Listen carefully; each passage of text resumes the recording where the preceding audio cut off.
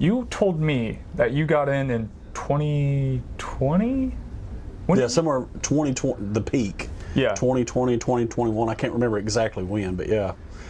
Yeah, I got back in. I had quit in 1997 because I collected baseball cards and all that all my life. Yeah. Up until, how old was I in 97? 25, 24, somewhere around there.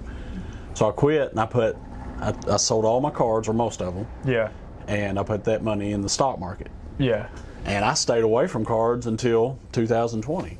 Yeah. My best friend, he called me one day and he said, "Man, do you ever look at basketball or football cards anymore?" And I said, "Man, I haven't looked in 20 years. Yeah. And he said, "Those things are going crazy." He said, "I've got some LeBron James rookies and they're like $800. And you're like, wait. I said, what brand? And he said, Topps. I said, there's no way. Mm-hmm. I said, because when I quit in 97, Yeah. you didn't want Topps. You wanted Topps Chrome and stuff like that. And Topps you really didn't look at because it was mass produced. Right. So I got on eBay and I started looking. And I was like, holy cow, these things are crazy. I mean, back when I collected in 97, you know, if a card, like, I think the most expensive, well, other than I had 2 Jordan rookies back then. Yeah.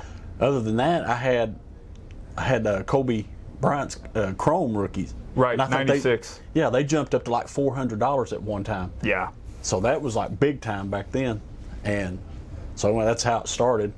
And once I seen that, I mean, I got hooked. So I went and took, I think about $15,000 is what I took out. Yeah. And I started buying like Giannis rookies and all kinds of stuff. James Harden at the time, just buying all this kind of stuff. All the young guys of like 2020, Yeah, right? the guys that were doing pretty good and stuff. And man, it held its own, I guess, for about 6 months, and then it went, everything started going down. I said, holy cow, what am I going to do? And I mean, I lost at least half. Yeah.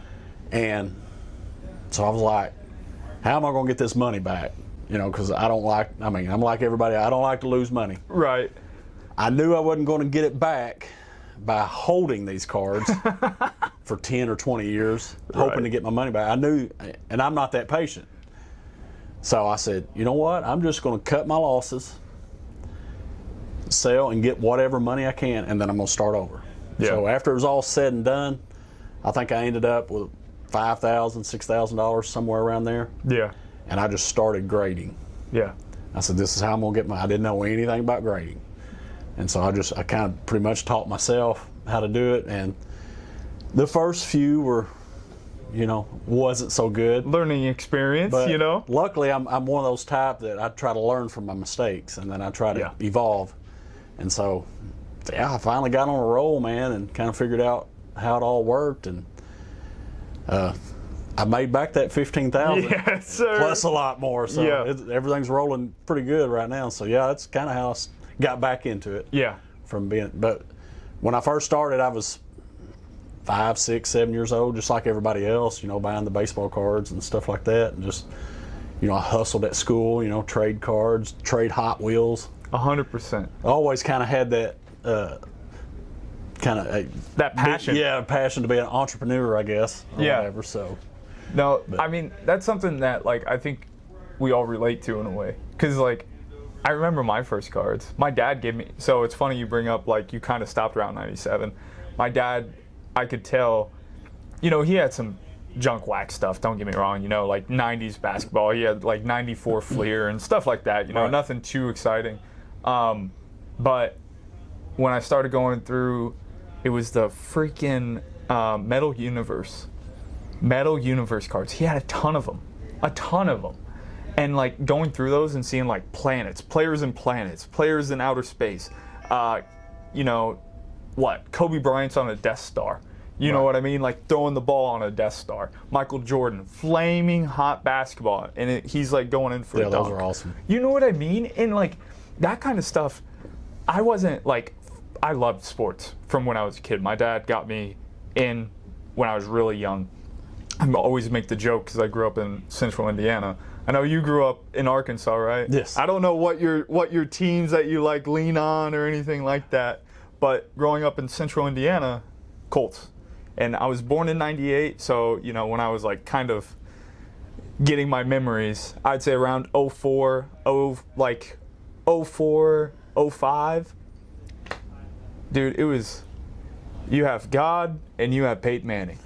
You know, like Peyton Manning was that level of like player and what he meant to every person in that community. I went to school with, I kid you not, I went to school with boys named Peyton, girls named Peyton.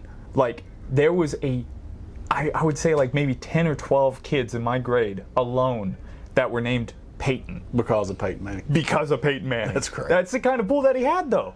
And so like growing up, I was like always chasing him, right? So, you know, as a kid normally does, it's like, we're at a Walmart, we're at a Meijer, you go through the checkout and, ooh, pack of cards, Dad, can I get those? Yeah, throw them on. Because at one point he collected, right. You know what I mean?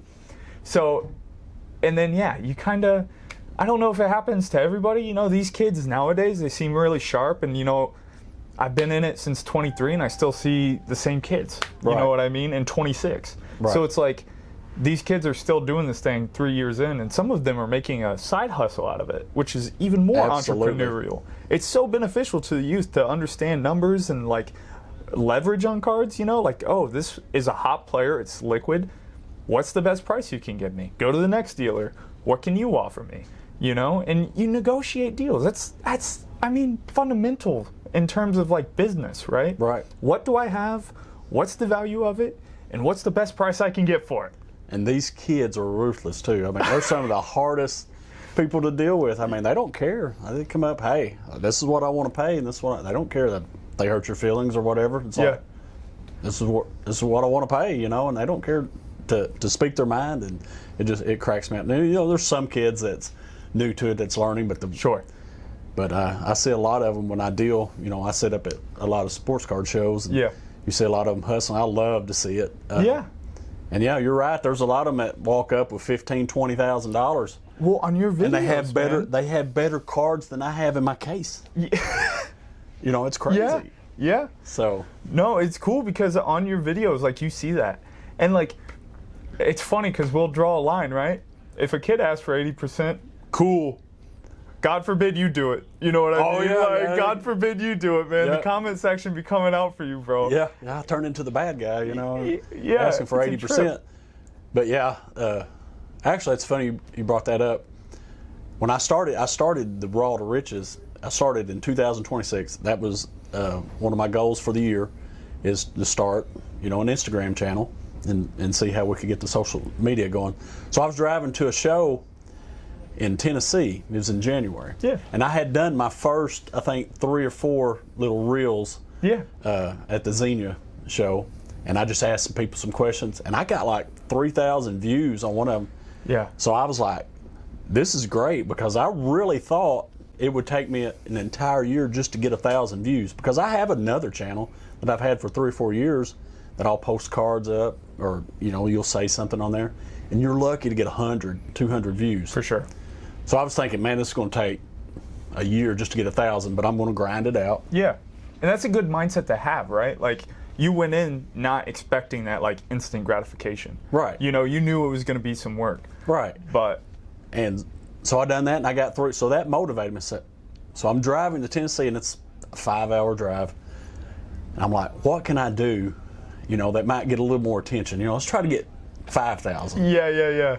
And so it just hit me, like, I'm just going to offer somebody 80%. See what they say? Yeah, just get it. And the very first video I did, the guy actually took me up on it. So if you go back and watch the very first, it was probably the 5th or 6th reel I done. Yeah. The guy actually takes me up on it. Yeah.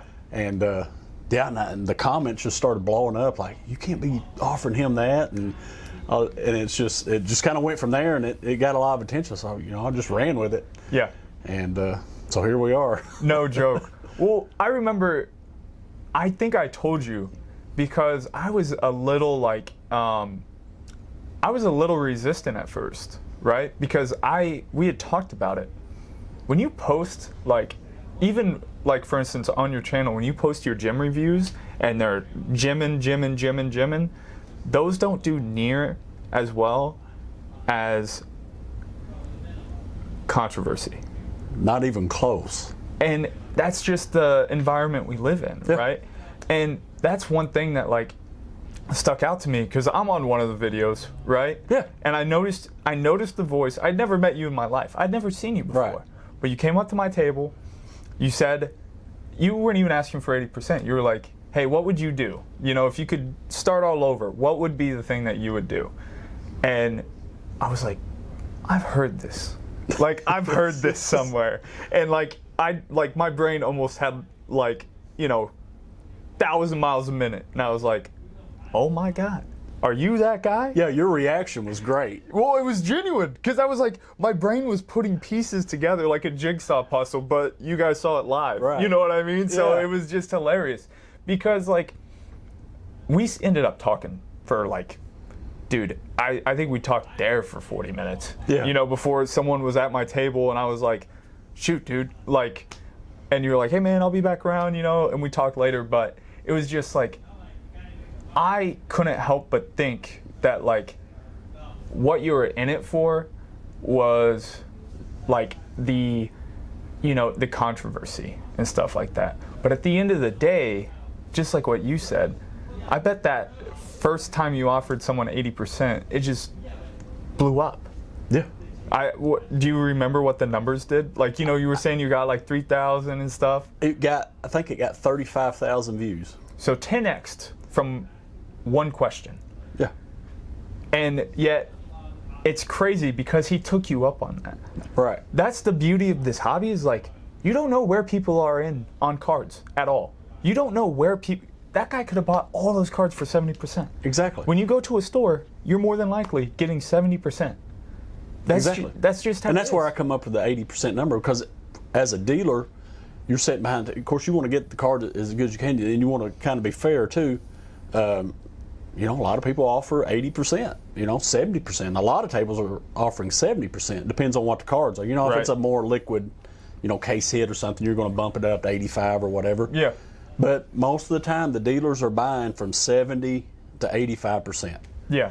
So, to me, it only makes sense in my head if you're sitting on a lot of inventory that you've had for months and months and months and you can't sell it, chances are you probably got it for 70 or 80%. Why not let go? Yeah.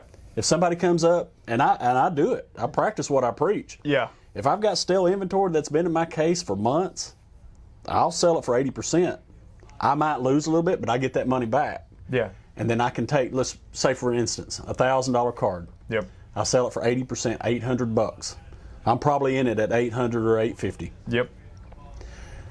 I take that loss. I get my $800 back. Well, before that show is over, I could probably take that $800 and buy more walk-ups to the table for 80% or 85%, and then flip them for 90. Yeah. And I can make that $100, $200 back in one show a lot of times. Yeah. So that's just the way I think, but other people don't think like that. Most people think, man, I got $1,000 and I got to have 1,000 at least. Most of them, they want 1,500. Mm-hmm. You know, and their inventory sits. Yeah. And if you do the numbers, if you'll roll through your inventory, you'll make a lot more money by the end of the year than it is just waiting and trying to get top dollar on your stuff. Yeah. Well, I mean, when you think about it, even eBay is going to take 15%. Near 15%, right? Yeah. Like on anything that you sell privately is going to be 15%. Right. Jake and I joke, because like even he will talk about it in the shop. No one is offering to pay $100 or 100% on anything. Jake marks stuff to sell at 90%. Exactly. Because that's what we want. That's how this hobby works. So it's like one of those things where like, okay, if you sell on eBay, you're going to get 85%. And you have to do the logistics of it. You got to have the, I mean, gosh, I've seen so many things. You have to list it. You have to list it. Yeah, and there's going to be people that'll say, yeah, dude, it only takes 2 minutes. I don't care. You do 20 cards, it takes time, then you have to pack it and all that. I mean, that's not a huge deal, but if I can take it to somebody and just say, here, and they give me 80% for it and be done with it. Instant. And you don't have to worry about the post office too. Because I mean, gosh, I've had instances where people are like, where's my card? And then, thank God, I've been lucky, but it's like, they're like, oh man, my neighbor got it for me. Or you know what I mean? Right. And that's honesty. Because otherwise, I know my thing says it delivered to your place, but it's their word against mine. Exactly. And it's difficult because then you have to worry about eBay in the middle of that. And that's one of the big slip-ups with eBay is like you have to worry all the time about, am I going to get scammed? And that person-to-person interaction, you get 5% more, and I get to sell you a card. Exactly. That's a win-win. We both win. You don't have to wait for the card. We don't have to worry about this like shenanigans back and forth of, are you going to rip me off? Or are you going to ship me the wrong card? Or, you know what I mean? Right, You don't yeah. have to worry about any of the scam. We just made a transaction. I made a little more money. You get the ease of having your card right then and there. It's a bang bang. You know what I mean? And I mean, honestly, when we use comps, right? That's one thing that has blown my mind. Yes, someone is willing to pay. Say a card sold for $1,000, right? Someone is willing to pay that $1,000. Great. But someone was also willing to sell that for $850. Right. You always got to keep that in the back of your mind is, yes, that sold at $1,000, but someone is still there selling it at $850. Exactly. With the fees and all those things involved within it. Right. And so it's like, can you fault someone for offering a little less? Like someone was offering to sell it for $850. That guy would have probably preferred to sell it to someone. Just if you had a $1,000 card, would you rather sell it to me right now for $850 or list it on eBay and get $850? Sell it to you, man. Right, because it's instant. It's easy for everybody. Exactly. So I don't know. I have some pushback, and obviously, like there are a lot of people who I think realize your real mission with that, and that was something I resonated with. Is exactly what you were talking about. Just flipping through your inventory. Yeah.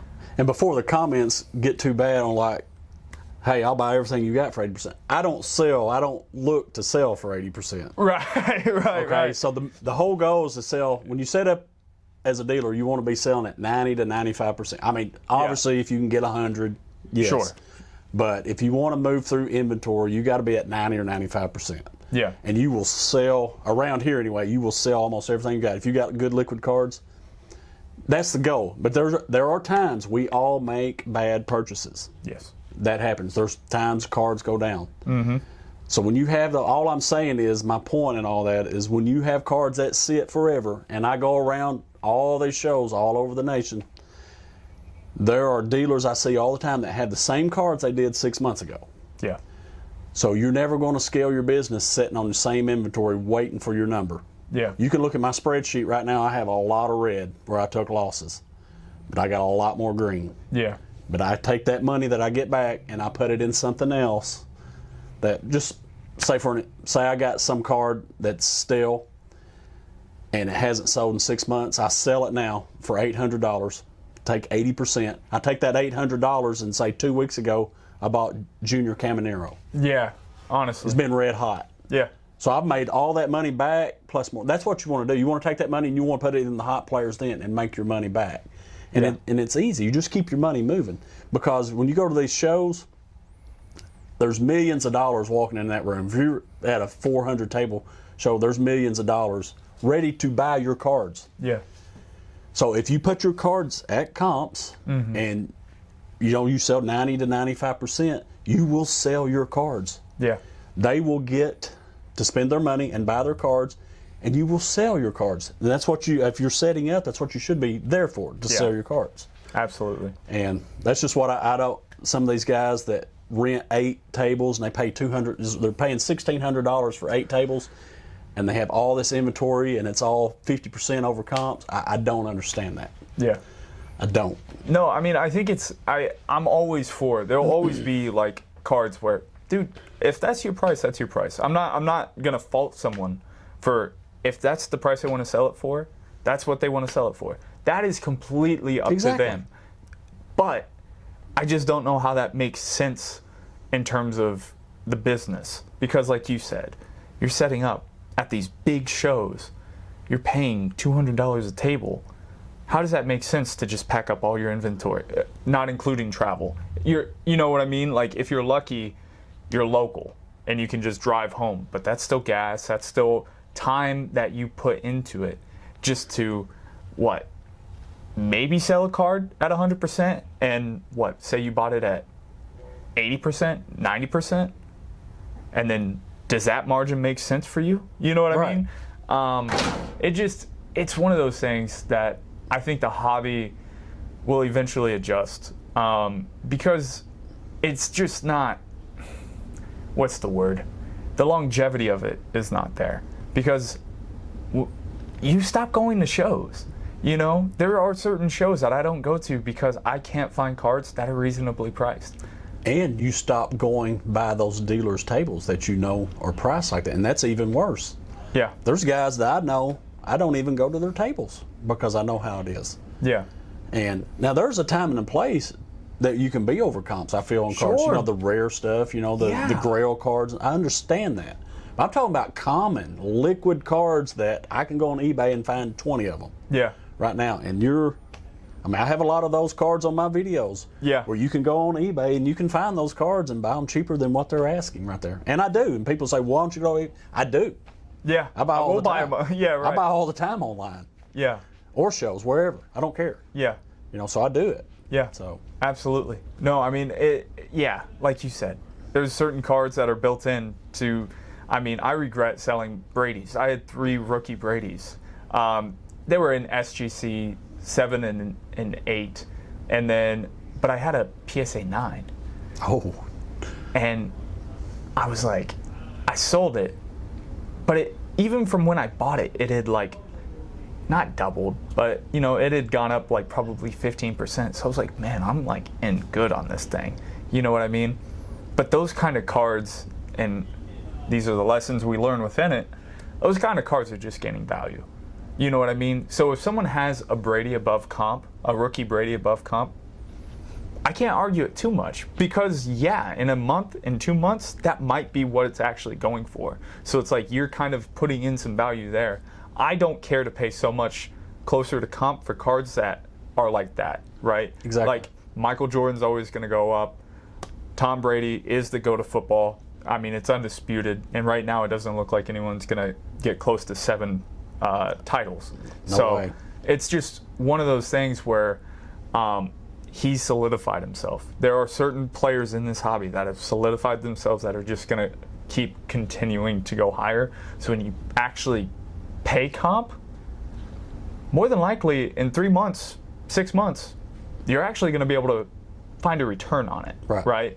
But I don't know, man. It's tough. It's working now, but there was a time back when I quit in 97 to probably 2017 or 18 where cards were just flat. Yeah. And you didn't have all these, you know, like it's doing now. And, you know, so I've seen both sides, and like we all have stories, like you said, about selling that card way too soon, but when does it stop? Yeah. Does it keep going? Who knows? Yeah, that's fair. You know? But, you know, there was a 15, 20-year period where like Michael Jordan cards were pretty much flat. Yeah. You know, for years. And now, you know, they're just a skyrocket. But yeah, who knows? But the way I look at it, though, if you take your profit when you can, and as long as you're turning that money, I mean, you've probably taken that money and bought other cards and made more money. So you're probably, if you're constantly flipping, you're probably in about the same as that, or probably more. Right. You know, because I've sold some cards. Like one of my big regrets was I think it was 2 Octobers. I had a LeBron James 2016 first downtown. It was the first year of downtowns. Oh, man. So I actually crossed it over from an SGC 10 to a PSA 10, and it was worth like $5,500, something like that. Well, I sold it. I got $5,300, I think, out of it. Made good profit. Yeah. 6 months ago, that card was like $13,000, $15,000. I mean, yeah, you never know though, right? But I made good profit at the time, and if I go back and look and see what I invested that $5,300 in and flipped, it's probably worth $15,000. You know, also. But you know, but I wish I could go back because I would have. And I think I even made a reel. It wasn't on Raw2Riches, but it was on my other one where I made a reel when I sold it. I said, I probably should keep this card. And lo and behold, a year later, the first year downtowns blow up. Yeah, right. So. No, that's how it works, man. I get it. With all the pickups that you do on your videos, you know, you do offer 80% on stuff, but obviously, like, some of the stuff you can't pay 80% on, right? And, like, I see your grading, right? Like, I see your grading reels where you're just gym and tens, your gym and tens, your gym and tens, and it's like you're obviously picking up cards that you see that are gradable. You're not always paying 80% on stuff like that, right? No. Yeah. I wish I could. Right, exactly. But it makes more sense because it is a quality card that you see fit to grade. You know, and I'll see like at the bottom of that comment free, right? And then it takes you to a link to like your program, or how does that work? It actually takes you to my Raw2Riches website, which is a grading program, and I've got a free version. So that gets you, when you go there and you type your email in or whatever, you get on a free email list, and I send out a newsletter once, twice a week, sometimes more. The free version, you know, you kind of get a little glimpse of the good stuff, but the premium version's $29 a month. That's where you get the good stuff.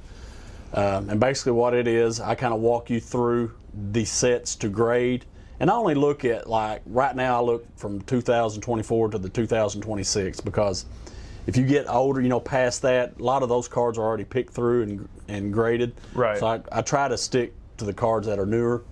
And I'll just put you up a list of liquid cards only on that list. I don't put base cards or anything like that. It's like autos and case hits on the things, you know, that could that would move. And if you got stuck and one didn't grade, you can move it real easy.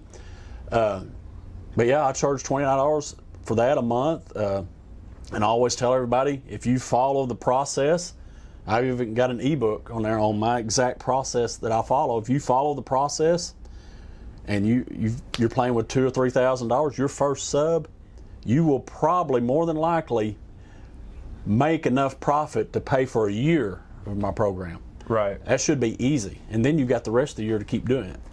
You know, so that's kind of the way I go with that. But yeah, it's I see some programs out there. I'm not going to name any names, but they charge $5,000 up front. Yeah, not going to name any names. You know, so you know, mine's $29 a month, and I give you all the information, and I'm living it. I'm doing it.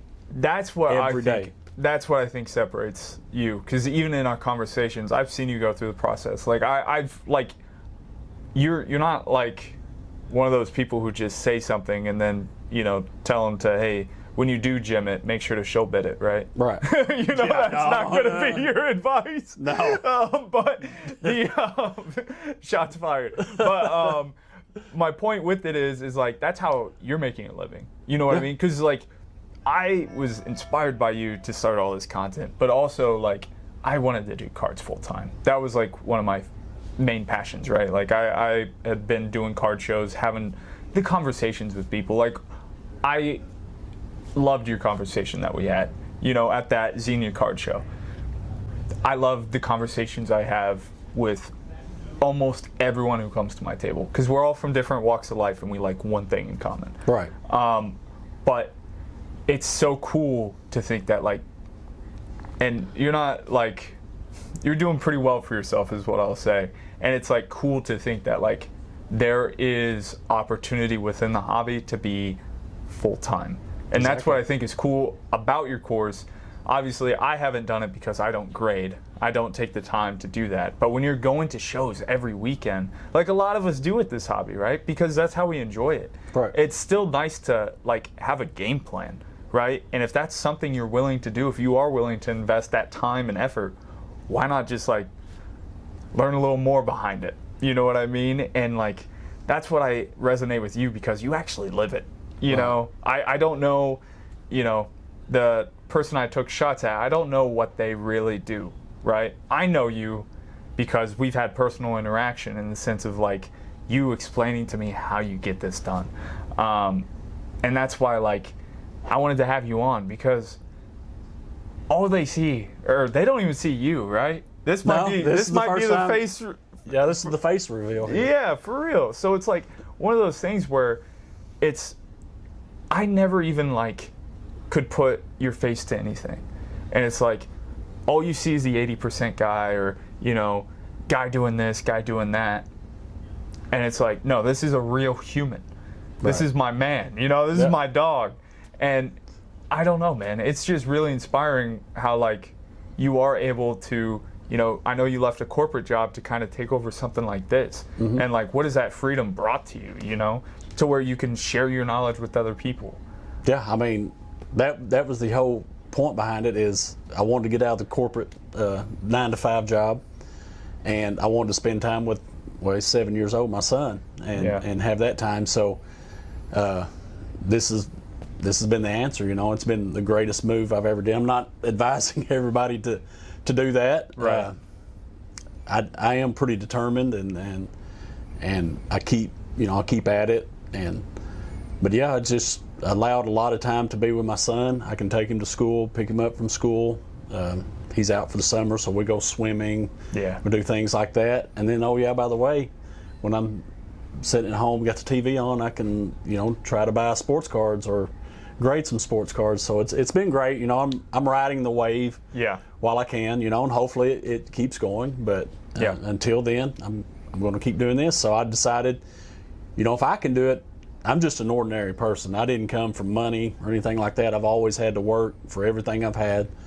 And if I can do it, if I can take $5,000 and turn it to what I've turned it into now, anybody can do it. Yeah. You know, so I just kind of wanted to, you know, share my experience. And, you know, I've had people sign up for it and have success. And, you know, some people, you know, think it's, you know, they don't look at it and I'm not going to pay $20, but, you know, it's out there, you know. And I think it's reasonable. And like I said, I almost guarantee if you're putting $2,000 or $3,000 your first sub, you're going to make a year's worth of my membership back, you know, if you follow the process. And it's, to me, it's kind of money to be had, you know, if you want it, you know, go get it. Right. So, you know, but you got to hustle a little bit, you know, you got to stay consistent. And, but yeah, it's been a life changer for me. And hopefully it'll continue, and hopefully we can continue to grow this business. Yeah, absolutely. Well, the unique thing too is like what you said. You have to be motivated. You have to be consistent and disciplined, because like that's the thing with a course, right? Like if I go see, you know, a philanthropist, if I go to, you know, Tony Robbins, something like that, you know, he'll give advice. He'll give all this information out of how, you know, you can transform your mind and, you know, how you can conquer things. But if you don't apply it, it's not going to work. Right. You know what I mean? So it's like, I think we had this conversation. It's like, you know, oh man, you know, I still have like, for instance, you know, let's say we take $3,000. I want to take $3,000 and invest in your course and use your methods. And it's like, oh, well, you know, this, you know, 2024 case hit is on your list. Well, when you look at it, it's like, ooh, there might be a smudge. Ooh, that might be a scratch, but maybe it'll pass. You know what I mean? And that's where like the discipline comes in. Yes. Because like there are some guidelines that you have to follow. Although you want to submit things, not every card is a 10. Exactly. Or going to be close. Right. And one of the biggest things I see is like the big case hits, for example. We're talking about case hits. Everybody sees a Kaboom or an Uptown or something. Oh, I'm grading that. That's got a shot. Yeah. Those usually don't come out in your favor. Yeah. You know, there's a year or two of Kabooms that grade pretty decent, but most of them, they don't. Yeah. You know, you're better off, most of the time, unless it's a Brady or somebody in Mahomes or something, you're better off just to keep it raw and sell it. Because a lot of times if you grade those with your grading fees and stuff and it comes back a 9, you're going to break even if you're lucky. Or most of the time you're going to lose a little bit. Mm-hmm. So my process is I don't grade it unless I think it's going to 10. Yeah. You know, so I'm taking, you know, I'm playing the odds basically is what I do. Yeah. And sometimes it's hard. I mean, you see those nice Kabooms, you know, and it's tempting. You're right. And I'm not going to lie, I take shots. Yeah, sure. Every once in a while. Yeah. But not very often. Yeah. But yeah, I'd be lying to you if I told you I don't take shots. And I fall for it. Yeah. Sometimes, you know, we're all human, but I try my best to stay away from those to grade and just focus on the cards that grade well. Right. And then, you know, you succeed, you know, you have a better shot at succeeding. So it's kind of the approach I take with it. Yeah. Well, that and one thing that you did introduce that I just recently saw, you added the show feature, right, to the website. Yes. Which is like free for everyone, right? Yeah. You can, if you comment show on some of my reels, and you'll have to leave your email, of course. That's the kicker. Get you on my email list.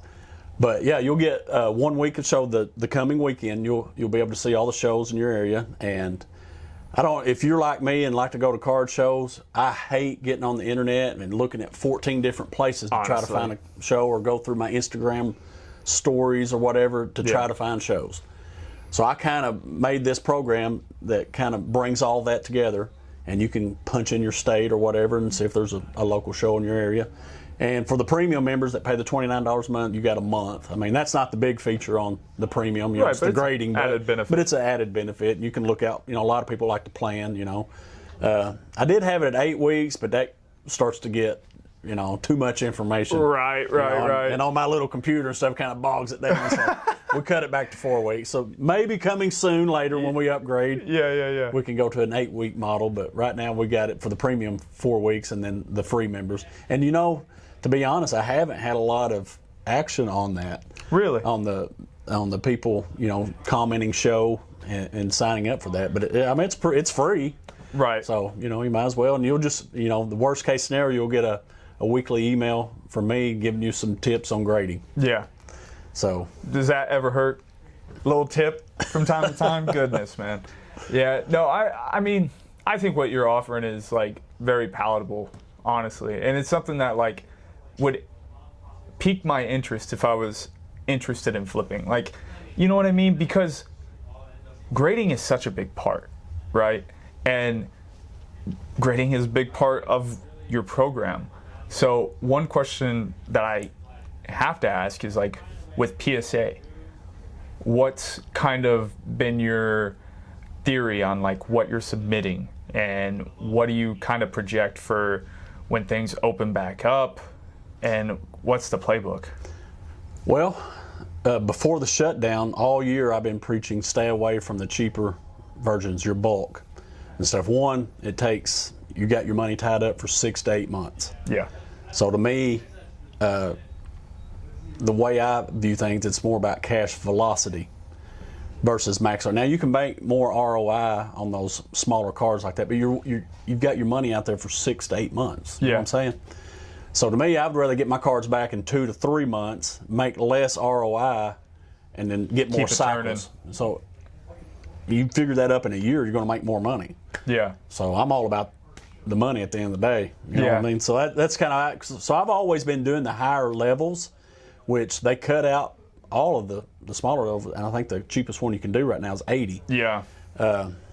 So I would usually play around with the 50. I think it was 59 and the 80 levels, the two that I stuck to most of the year. Now it's just 80 levels. So now I'm having to look at cards that's higher in value. It's a little harder to find those. Yeah. So it's kind of slowed down. And with football season approaching, you don't want to be throwing rookie like Jackson Dart cards like that out to grade right now. I know. Because they're going to come back after the season starts. And we know what happens when the season starts. Well, see, that's something that we talked about last episode, was or it was either last episode or the one before that, but I was telling people, it was 2 weeks ago, I was telling them, I was hey, this might be your last time to buy raw. You know what I mean? Because the football season is going to start going. I could only imagine submitting. Because people are they're probably praying that their cards come back before the season starts.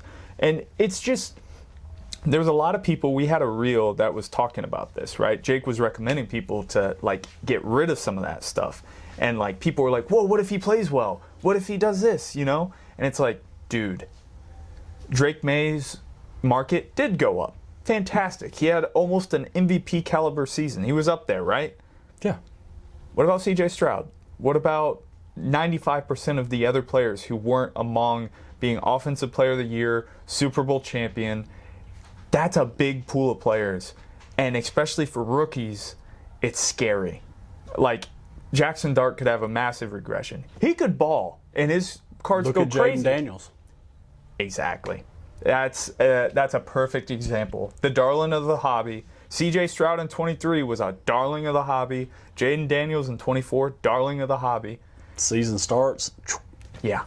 And I think that's just a harsh reality. So I couldn't agree with you more on those kind of cards. You can't just keep those locked up. No. No, it seems like it's like the first 4 to 6 weeks of the season till you start seeing the teams that's going to be playoff, the playoff teams. Then you can kind of ease back in and start grading again. But yeah, I usually cut it off at 1st of July. I don't want anything coming back in September. Yes, For sir. football, and then I give it 4 or 5 weeks and let everything settle down. You kind of see the teams emerging. Yep. And then you can, the guys that drop 30-40% and are playing decent or whatever, you can take a shot then. But yeah, this is kind of the dead time right now. So actually, the PSA shutdown actually hit at the perfect time for me in my grading process, because I was getting ready when they announced that to shut down my football grading. And where we live, football's king by far. Absolutely. And so it came, if it would have came in April or May, that would have been bad. Yeah. For the business. But yeah, I've kind of shifted to BGS right now. I'm actually doing some cheap cards right now. I've kind of teach against that, but BGS, their times are only like 3 months, I think. 3 or 4 months for cheaper cards. So I'm trying that, because around here, the $50 to $200 cards they're automatic. Yeah. So I've loaded up a bunch of those. I'm sending them to BGS just for an experiment and see how that goes. And I'm still grading with PSA, the bigger cards. But. Sure. Yeah. No, you told me about what you were doing, and it makes a lot of sense to me, because I think the hobby can appreciate those 50 to 200, even 300, really. Right. Those kind of slabs move. Yes. I can't tell you how many times people came up to me like, hey, do you have any Kobe slabs? Do you have any Jordan slabs? Do you have any of this, any of that? And it's not that they're asking for 10s. Like, they want Kobe PSA 8s rookies. You know what I mean? Yeah. They want Kobe PSA 7 rookies. It's just stuff that constantly moves. And they're not super high value cards, but they're liquid. They just disappear, because anyone at a show can look at that and be like, yeah, that PSA 8 Kobe rookie, I want that. Right. Sure, yeah. It's not a 10, but it's still a Kobe rookie and an 8, which is hilarious, because we value our grades so dramatically, Like Right. a PSA 9 on a really nice card is like, basically the same as Raw. Exactly. And then a 10 is like 3x. But Right. that's a whole different conversation, right? Right. But no, to your point, I really do like that strategy that you're using. And you talked about it a little bit, but the Topps thing. Topps taking over, And PSA, to their credit, they even told the public, even with Prism, 2025 Prism, PSA made notes like, hey guys, we're getting large submissions of certain cards, and they are not grading well. That's one thing I got to give PSA. They made statements talking about Topps Chrome, talking about PSA. You had to look for little things, because people were submitting, Jackson Dart's silvers and, Jackson Dart refractors. And it's like, guys, look, I'm concerned about Topps so far. From what I've seen, there hasn't been a lot gradable. A lot of their cards have dark backs, which, if you're familiar with grading at all, that's usually a no-no. Yeah. Because you can see all the white, any chipping, anything like that. And a lot of their cards have that. Yeah. Dark back. So I'm very concerned so far with what I've seen come out of basketball and football so far. It's just like the Topps Chrome football. There's not much, that's, you got a great shot at, getting a 10 on. I mean, you're going to get 10, don't get me wrong. Sure. But, your gym rates are going to be in the 30s, 40s. Yeah. I think they got a couple in the 50s. Yeah. Topps Chrome basketball had the rock stars. They grade well. Yeah. Finest had the headliners. They grade pretty well, but it's very limited. And another thing I've noticed too, since I've gotten more out of football and concentrated on trying to find baseball and basketball, it's harder to find that stuff. It seems like there's a more supply of football than there is baseball. I don't know if people don't rip that as much, or maybe it's just the stuff I look for, there's not as much grade. I don't know what it is, but I've noticed a huge difference, because at football I could buy it all day long, and now I'm struggling to hit my quota trying to buy baseball and basketball to grade. So no, that makes sense. I mean, and maybe that's locally too. Maybe that's a local issue. You know what I mean? Right. Because even at shops, basketball is not their best seller. And but worldwide, it's the best. Yes. It's the most popular, you know. China cares a lot more about basketball than it does American football, you know? And that goes for soccer too, you know? Soccer's with the World Cup and everything blowing it up, it's only going to keep growing. But one thing that I wanted to make note about what you said was this is where I think separates you from just an average Joe, because you pay attention to what does grade well. What you just said, the rock stars, the insert that you said out of Finest, you know. You find things that grade well because you put in the research, you pay attention to what's happening within that market, because that's what you do best. You know how to grade, and you know how to like advise people to grade some freaking 10s. So you're not going to be telling them, oh yeah, buy some Jackson Dart refractors and send them in. You know, you only practice what you preach, and that's one thing that I really respect about you, man. Yeah, it's not all about these eyes right here. It's about what grades well, you know. So yeah, I mean, you got to have the eyes too, but sure, it helps. But you make like an informed decision. When you put the percentages on your side, you're off to a good start. That's what I'm talking about, man. Well, I appreciate you so much, Michael. Thank you for like coming on, talking with us. Thank you for putting your face on here. Hopefully people can, I mean, not hopefully, I know people will. I know people will see that like the 80% guy, he's a real person, man. And like you've been so genuine ever since I met you, you know, and I don't know if it's that Southern accent or what, man, but like you just like genuinely are one of the sweetest, most genuine people I've met in my life. Well, I appreciate that. And I tell you what, all the bad comments that I got, all the haters and stuff, it's worth it just to meet a guy like you. Because with these videos that I do, I was able, because like you said earlier, I didn't know you. I just walked up to your table and you recognized the voice. So that turned into a good relationship, you know. So, you know, all the bad guys was all worth it just, you know, just to meet you. And I've met other people too. So yeah, we're going to keep doing it and see what happens, and hopefully we can evolve and get some different questions we can ask. Yeah, for sure. And, I got stuff that can help some people. But yeah, no, it's been a pleasure, man. I appreciate you so much. For all people listening, go follow Raw2Riches, Facebook, Instagram, TikTok, all platforms.